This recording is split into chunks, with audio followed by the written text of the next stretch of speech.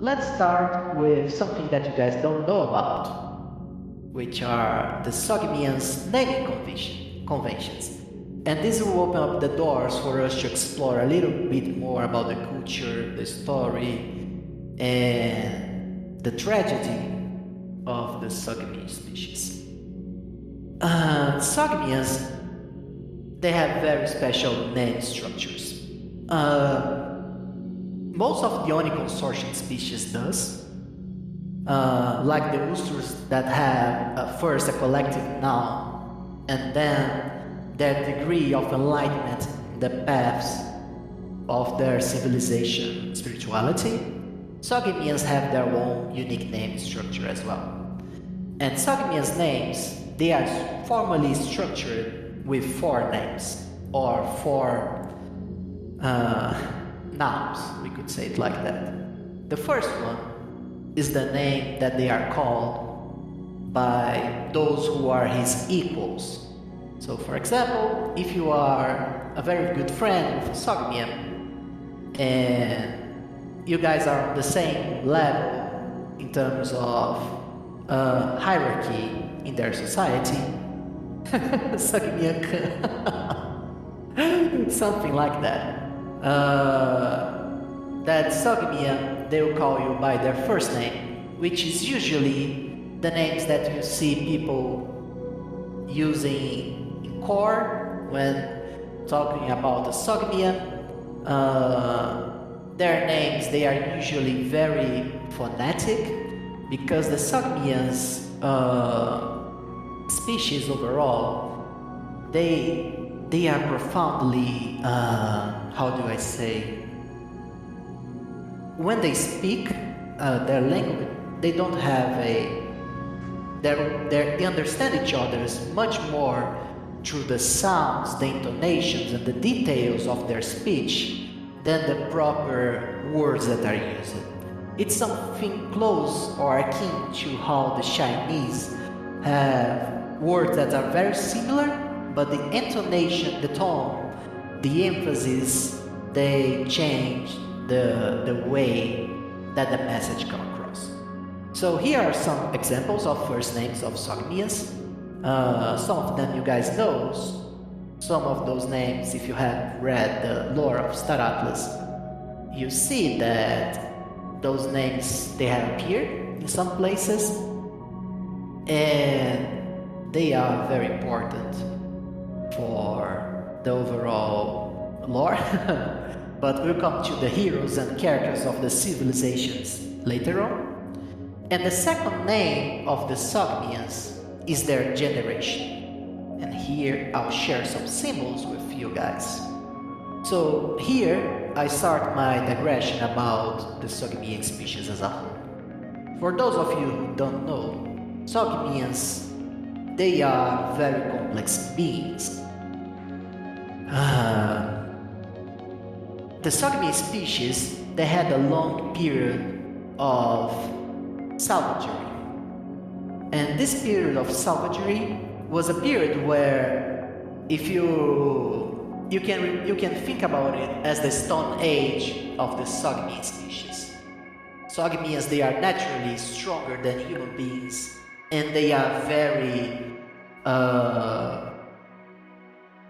feeling oriented overall.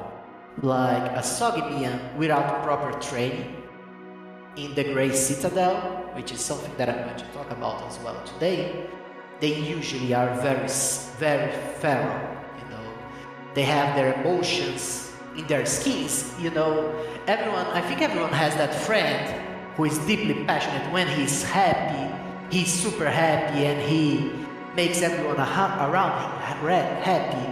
When he's sad, it's like the world around him has fallen down. So they are very intense, their emotions. And in their feral state, and this happened during a long period of time, the Sogmians, they were so immediate. I'm searching for the word in English because I'm speaking in Portuguese, but they were so keen in satisfying their immediate desires that they couldn't build a society. They had too much energy, too much, sorry guys, someone That was when someone's mic was leaking. They had too much passion, they had too much intensity, and they simply couldn't build a society because they lacked the give and take that the society required. When that happened, an individual whose name is Segal, and he's the most famous Sogmian in the history of the Sogmian lore, he understood that the Sogmians needed a way to channel those very intense, passionate personalities. And he created the Dupra, or the Sogmian vows. The Sogmian vows is a set of rules that constrain the super intense, feeling-oriented Sogmian personality to a few core rules that channels all this energy into a system that allows Sogmians to live together with others. The Sogmians take a lot of pride in being the species with the high moral ground, and they are, to some extent, the species with the most solid moral code in the galaxy. This comes with lots of benefits, but lots of downfalls as well. We'll explore some of those today in a few examples that I'm going to share about their lore. But what Segal did was kind of genius. In the human counterpart of this philosophy that Segal created is the categoric imperative of Kant. Basically, to understand the Sogmians, you must understand that they live by universal rules that don't admit any exceptions. So, for example, a rule that some of the Sogmians follow in their Dupra, and I'll talk a little bit about the structure of the Dupra, is that they are not allowed to lie, not even if this would be the case to save their families or loved ones.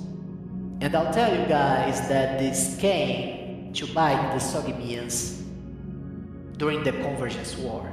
One of the biggest reasons that this Convergence War ever happened was because of this philosophical system, and it was pretty much the reason as well why they were almost annihilated, but also the reason why they also managed to survive and get together to overcome the trials of the Convergence War. And all the reasons that I explained that to you guys today, that I spoke about that, was to explain the generation systems. Before the Convergence War, the Sogmians, they counted generations from the point where Segal brought order to the society. Sogmians don't believe in an afterlife. They don't believe in anything aside from what stands before them. And the world that we see, the world that we live in, it is the only existence. So the way that the Sogmians found to transcend their lives and realities was through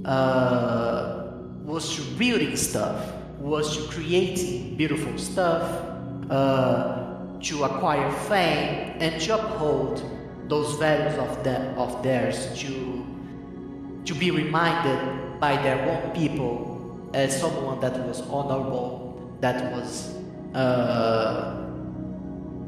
that upheld the Sogmian society. And this also created a very hierarchical society, because since you don't have the rewards of the afterlife for you, they created a system where the ones that deserve it the most would be rewarded the most in life. So the Sogmian society is heavily hierarchical and very different from us, as everyone has one vote. Like, this is something very common in most societies. Everyone's vote has the same weight and things like that. Sogmian systems work totally different. Let me see here. Just 1, 2, 3, 4, 5, 6, 7, 8, 9, 10, 11, 12. There are 12 different categories of citizenship, let's say it like that, under the Sogmians. From the guys who have broken the Sogmians' personal rules or species rules, and those guys, they are, considered non-citizens and their life has zero worth, to the sovereign, which is the ruler of the Sogmian people and is the one that has accountability, responsibility for every member of the Sogmian species. And those guys, they have a very, I don't know if I have enough time. And that's the problem with getting deep into the lore, because from what I'm seeing, since I didn't even manage to finish the second name of the Sogmians, it would probably take me the whole hour just to speak about the Sogmians or even more if I want to get really deep into it. But I'll try to do my best and explain to you that those, good reminder, Warrels. Just to close here, but the Sogmian society is highly hierarchical, and those symbols, they are the numerals of the Sogmians. You can count them as 1, 2, 3, 4, 5, 6, 7, 8, 9, and 10. Those are the numerals in the Sogmian species, and I even have models of how their mathematics work. Let me give you some examples here, so you guys can check this out.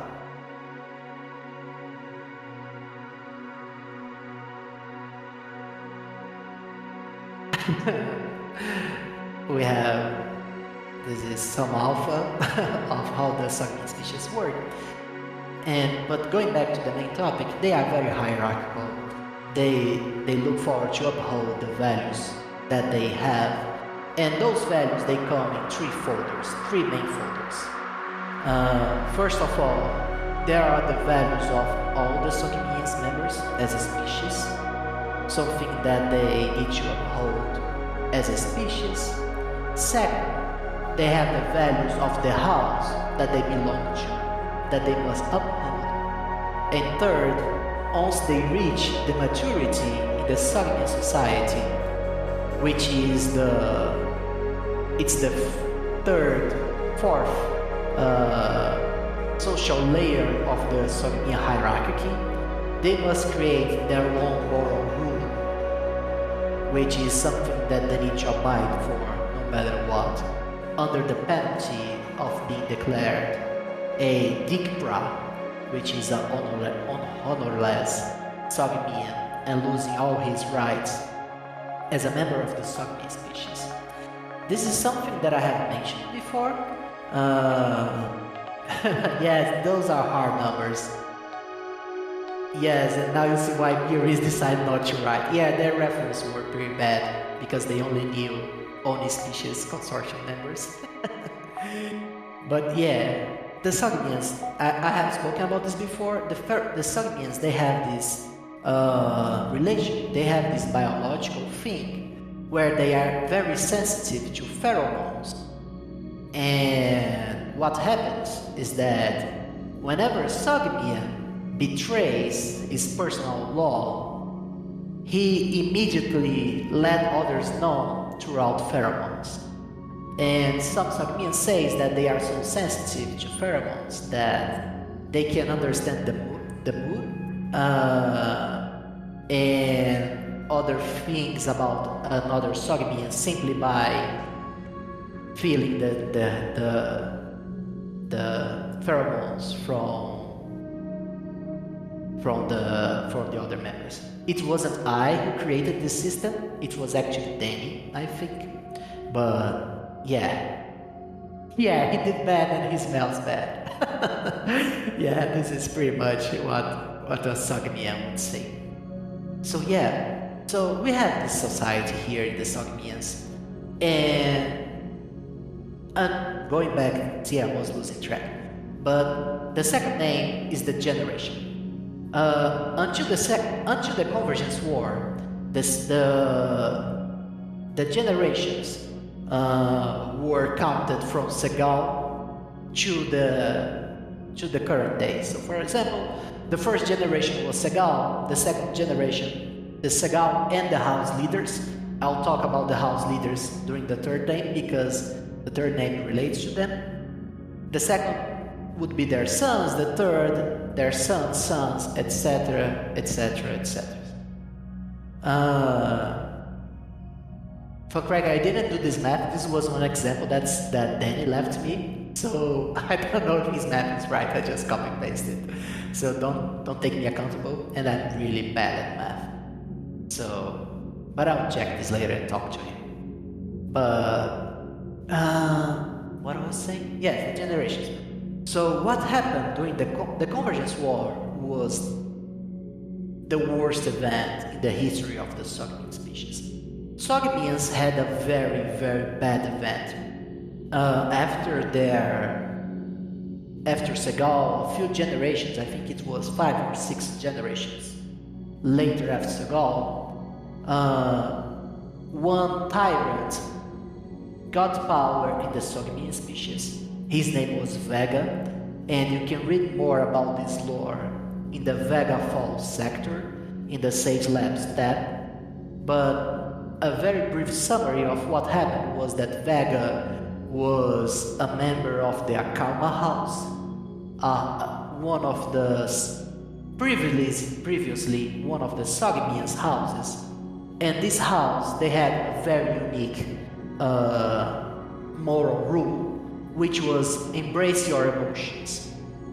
And what happened was that Segal started a doctrine that said that the moral rules of the Sogmian species were only applicable to Sogmians. So members of other species, you didn't need to uphold the moral rules of the Sogmians to the interactions with other members of other species. And many Sogmians, even members of other houses aside from Akalma, started flocking to Vega Banner because he was a brilliant individual. He was very charismatic, he was strong, he conquered many planets for the Sogmians, and at one point he started growing bigger than the whole system, much like something over this whole Sogmians were structured. And they started discovering some bad things about him as well. And he transferred the capital of the Sogmians from the Segal sector to where is now Vegafall. And he was doing all sorts of wicked things in the worlds under his dominion, even cases of cannibalism and very bad things happening there. So the Sogmians had a very deadly civil war there and took him away from power. But the Convergence War was another deal entirely. Like, as the official lore of Star Atlas states, by the end of the Convergence War, there were only 10,000 Sogmians left. And as you guys can imagine, this was a most traumatic event in the collective minds of those 10,000 individuals who were left. And to remind them of what happened and to call their people to rebuild, especially their population, they started the generation count again. So when you guys receive crew members from the Sogmian species, you see that you have some of the first generations. If you are lucky, maybe you get one of the first generations crew members from the Sogmians. And when we say they are the first generation, they are the first generation after the Convergence War. And this is the explanation of the symbols for the second name of the Sogmians.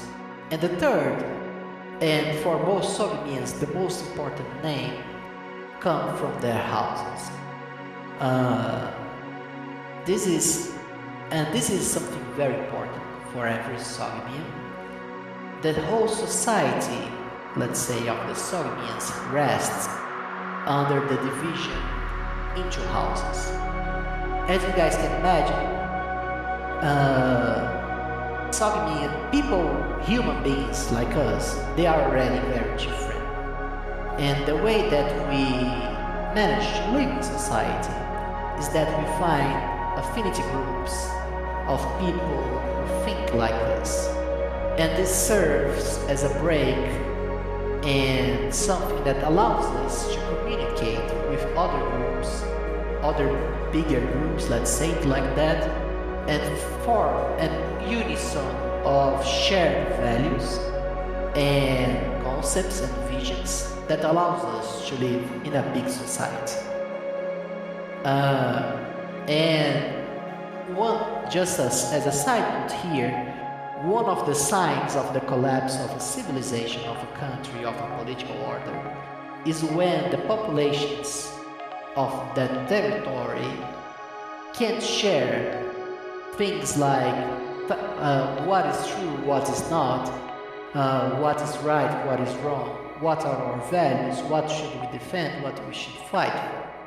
So any resemblance with what we are seeing in today's democracies and the Western world overall is something that the Sogmians went through before they created this house system. The house system allows the Sogmians to see the members of their species who shares values that are closest to theirs.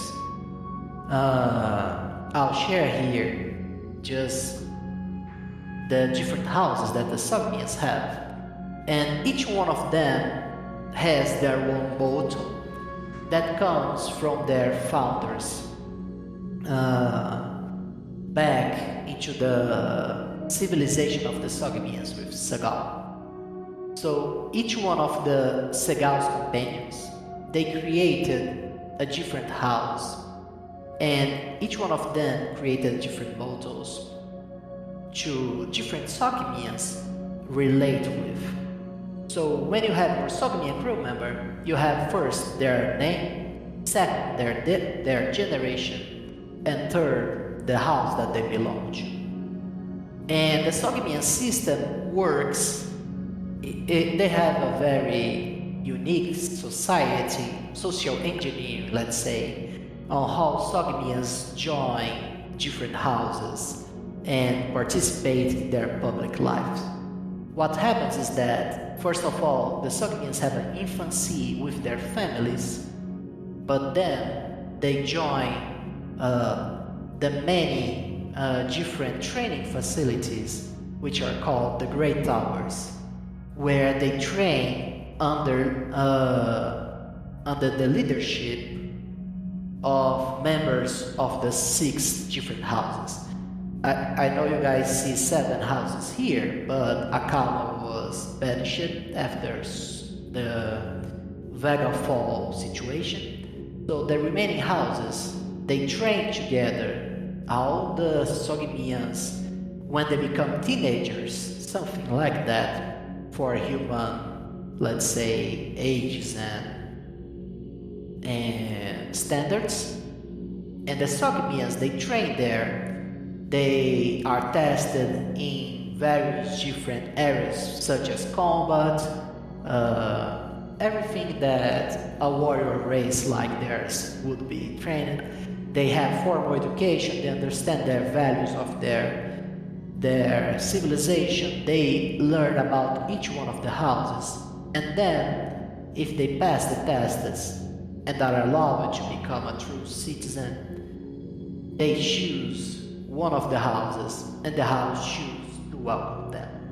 And from that point forward, they become members of that house, they become their new undercoats families. Of course, they still have the family where they come from, but they live together with the house, and they everything that they do and their progression, their career, their objectives, everything is driven by their houses.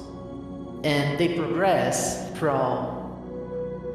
the from the very first, let's say, adult title to the even getting to the point of a house leader or even becoming the samurai, which is the ultimate Sogmian leadership. The let's say we could say the emperor of Sogmians, which is advised by the heads of the different houses.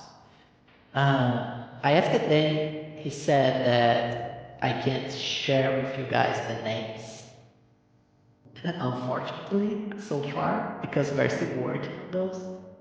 But the logic here is that the Sogdians, as you progress in the social hierarchy of your house, you gain more prestige, you gain more voice inside your house and in overall Sogdian society, but you also become more accountable for everything that you do, and you become accountable for the mistakes and problems of those underneath you.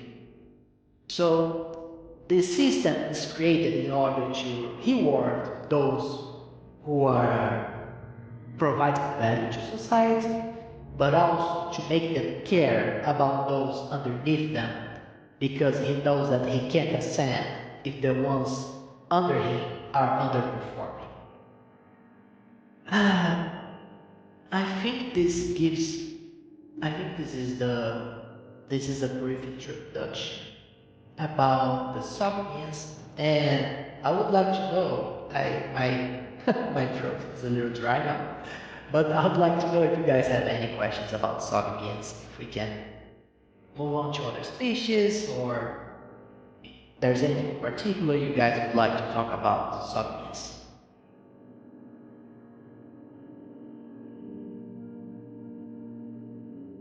You guys hear me, right? I was not talking for 40 minutes without anyone hearing me. Okay, thank God.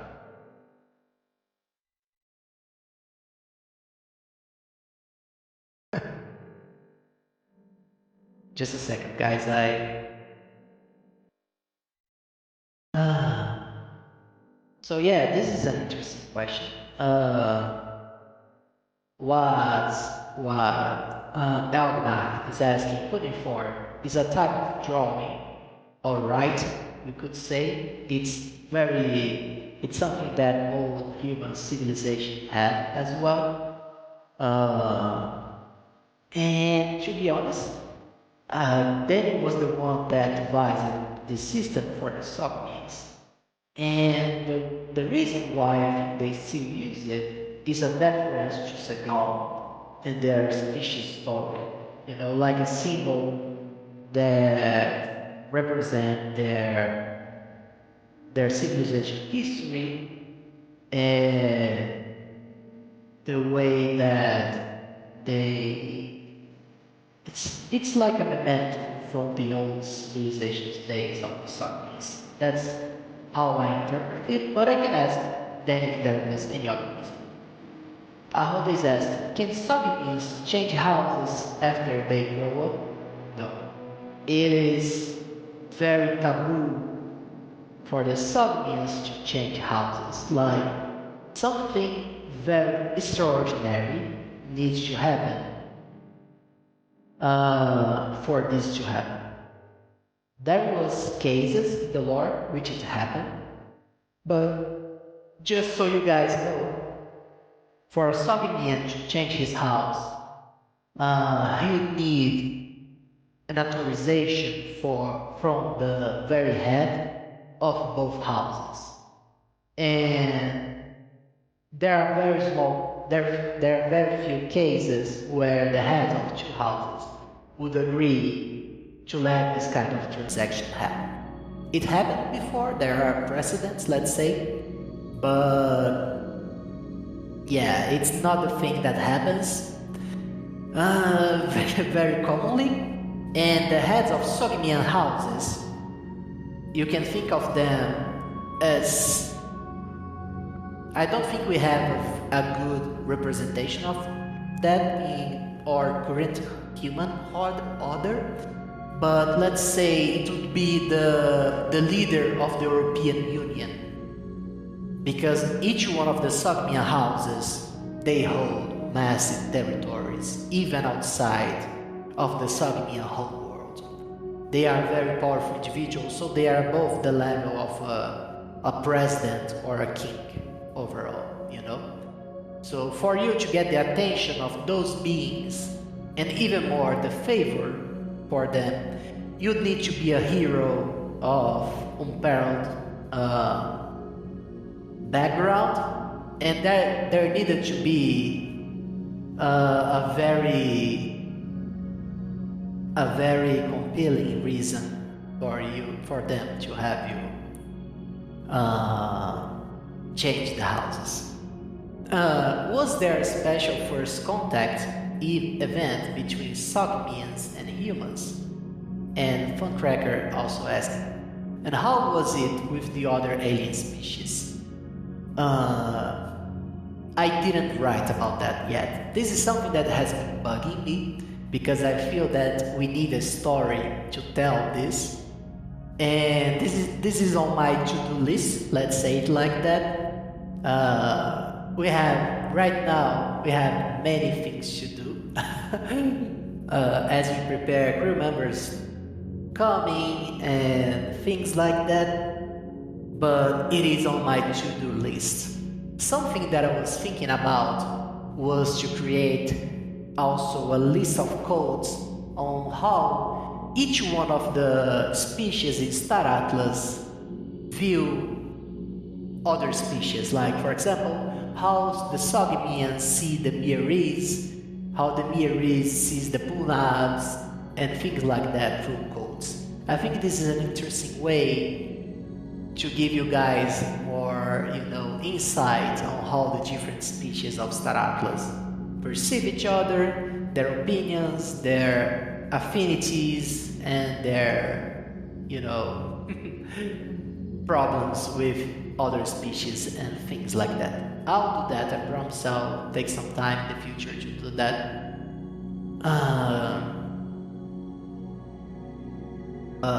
Yeah, it's on my to-do list, guys, sorry. I'll do something cool, I promise. Horus asking, are there entire Sogmian houses that choose the exile and thrive out of Sogmian society, or Sogmians that found new houses? That's a good question. No. Sogmian house, when we say Sogmian houses, those are the same institutions that were created together with Segal. As I was saying, Sogmians, they are very traditionalist, they have the utmost deference for their past, and something that it's super curious, like to give you an example of how hardcore they are. Every Sogmian, one of the highest titles that you can get as a Sogmian in one of your houses is Master of the Rites. The Sogmian society, they have protocols for everything. They have rituals, they have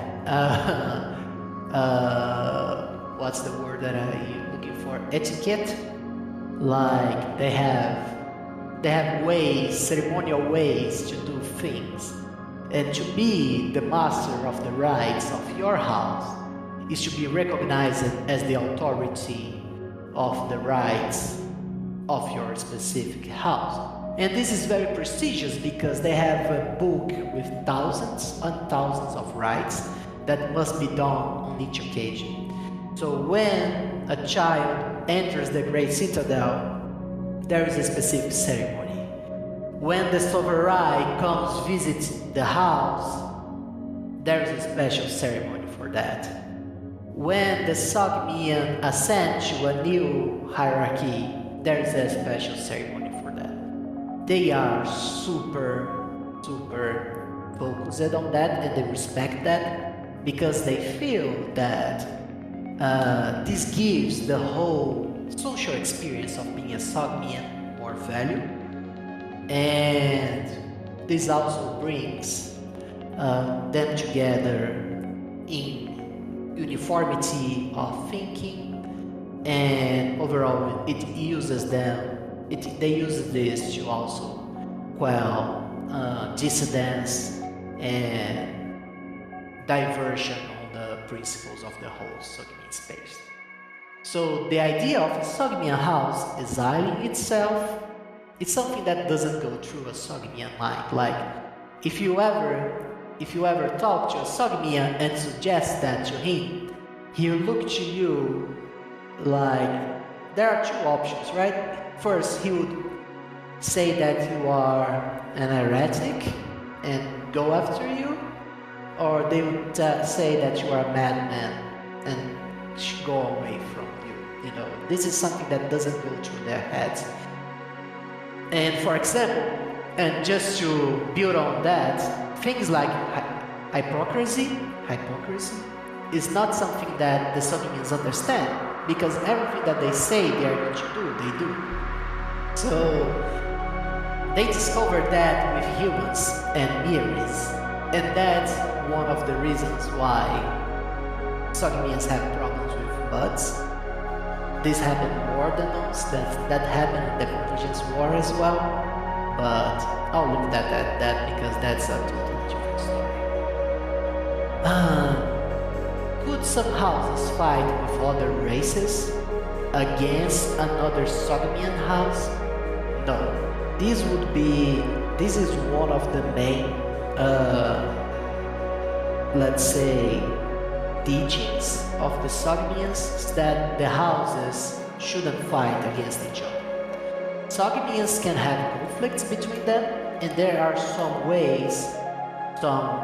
situations where combat is allowed between Sogmians, but house against house, it's something that it would be completely destruction of the Sogmian civilization. Not to say that they don't have, and they do have, many disagreements, but they also have ceremonies and procedures and ways to get over them. And some of those are combats by champions and things like that. Sometimes people die on those events, but they don't let it get to the level of an entire house fighting another house. And a Sogmian house would never team up against another Sogmian house to favor another species that's not Sogmian. This is like betrayal of their entire species. Let's see. Calvin is asking, so major forces that will affect our cards are Vegafall and Akalma banishment. Can we submit possible house names with models? House of Keldar, Nook Koebi. Calvin, one thing that I want to do, and this is a plan for the future, don't quote me on this, I'm not doing game design, and all the disclaimers possible ever created by humans, Sogmians, Photolis, and etc. But one thing that I wanted to do is create a way for a group of players to create a new Sogmian house in the future. Of course, this would come with tremendous requirements. Not only in terms of coordination, not only in terms of achievements, not only in terms of investment of time and resources, but even epic grade, not epic, but anomaly level in-game milestones that must be conquered by those who are seeking to do that. I still have to work on that because as I was saying, in the I don't know how many thousand years of Sogmian's existence, no one managed to do this before. So I would say that only something really mind-blowing that's super aligned with the Sogmians' overall values. And of course, I'm trying to think here on the milestones, but yeah, those would be massive milestones. That would be required super in-game coordination, but it's not impossible. That I would say. I don't like the concept of impossible for Star Atlas. I think players should be allowed to do whatever they want as long as they pay the price. So if you guys manage to impress me to the point where I say, bro, those guys, they have, I don't know, they have found Iris and did something like that, I would be willing to allow you guys to take a quest to create your own house, that's for sure.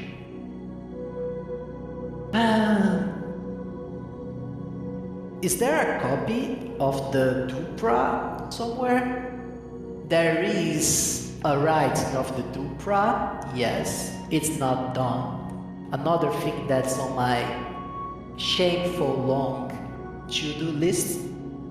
Right now, your penguin friend is overwhelmed with descriptions and copywriting for communications, characters, names, creations, backstories, silly quests.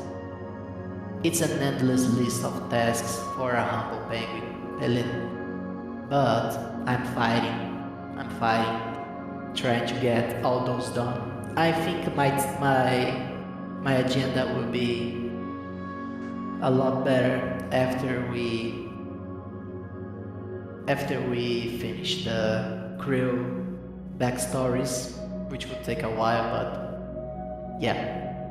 Can other alien races become members of a Sogmia house? This is also... Yeah, Sogmia have copies of the Dupra for sure. Good question.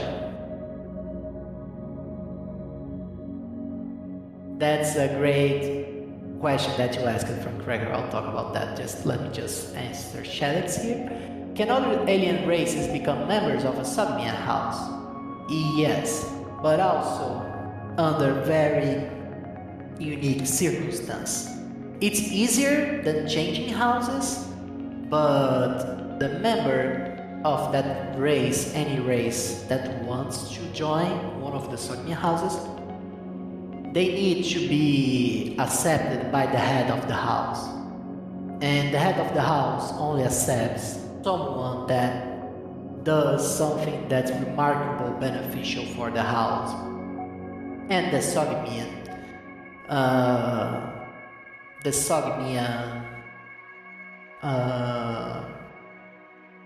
race overall, you know? So, yes, hypothetically speaking, you can. And also, it's hard, but it's possible. Funcracker is asking, one thing that has always bothered me. Why are the humans singled out? How come those alien species banded together, but the humans were not among them? We could have just least as he has seen. Faction 1, Sogmian Buds, and Lunab, Faction 2, Miariz, Fotoli, etc. Of course, I know the answer from the gameplay, but I want a lore explanation. That's a very good question. And the answer to that would lie in the human nature if it was for me to answer. As you know, I was not involved with the original concepts of the species and their divisions. I joined the team when this was already the framework that I had to work with. But whenever I think about humanity and the lore of Star Atlas, the humans always thought about themselves as special and as God's chosen species. And when you are God's chosen species, you don't need others. You see others more like a threat than potential allies. The muds always looked at the other species from high heels, we could say it like that, as we'd say in Brazil. Other species were barbaric aliens, godless beings. And as you might remember, when humanity arrived in Gaia Expanse and on Exodus, humanity was being guided by God itself in the Exodus sector. You know, your God is with you. You are searching and colonizing the galaxy in an astounding rate.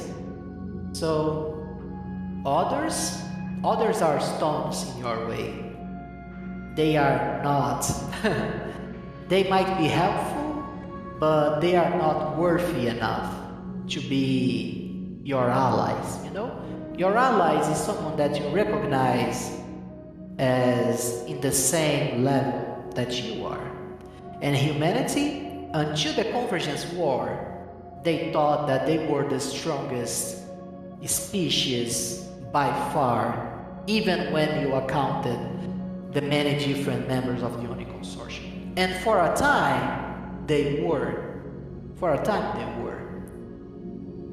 Because humanity was the only faction, or not the only, but the most military-oriented faction for life. Like the history of the human history is the history of war and conflict and things like that. As humans, we always fight first and ask questions later, right? At least our history shows that's our common behavior. And in an age where you see those aliens that are very different from you, yeah, I think that's the reason why humanity didn't approach people with lots of love. But they learn through pain that the other factions are at least their equals. Alright, guys. I think I have spoken for a whole hour about Sogmians. First of all, did you guys like this model? Please share in the chat if you think we should keep this model, if you want me to make something more structured, or if we can have an open conversation like we had today. I would love feedback on that because we are experimenting here.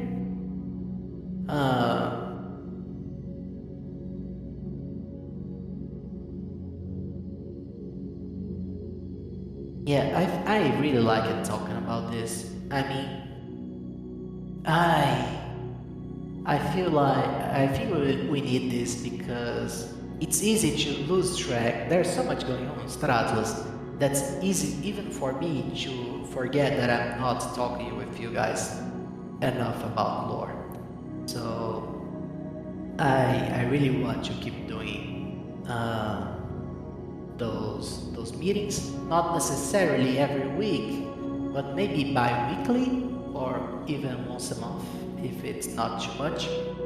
But make sure to also, if you like this conversation, make sure to always follow our discussions in the Lore and Corn channel.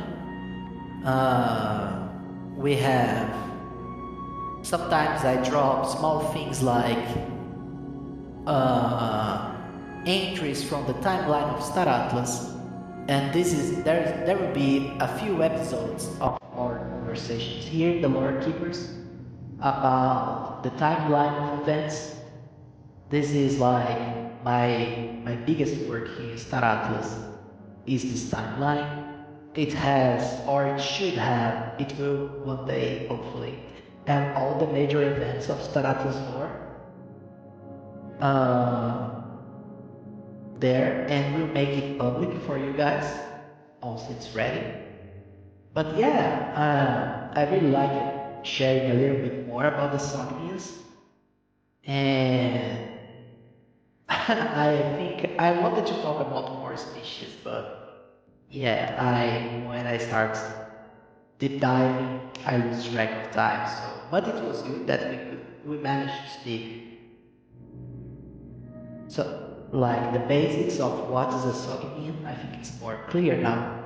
And maybe in our next meeting, we talk about the Miris or the Futoli, and we can start seeing the difference between those two, those species, cultures, reasoning, and those other things.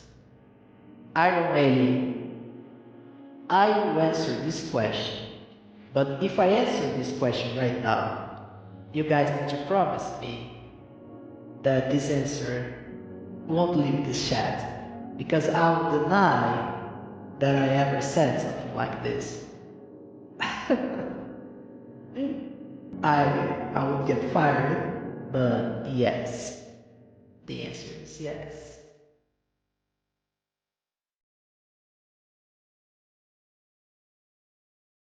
The answer is yes.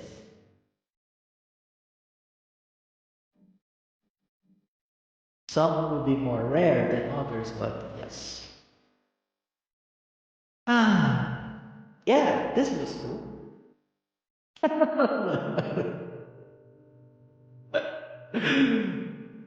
Oh, Jesus. I was 10. Okay, guys. So,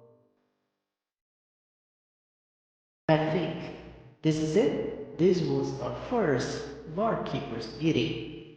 I hope you guys enjoyed the conversation. I promise I'll get better and try to make this even more, as I saw that I lost myself in this pool of information at some point. But yeah, as we do this more often, I promise I'll. Thank you guys for showing up. I was super surprised with the amount of people that actually took interest in this. So yeah, it really drives me forward to doing more of this and try to grow this just like we grew before. Okay? Thank you guys. I hope you have a nice day and join us tomorrow on the brew. We'll have lots of fun together.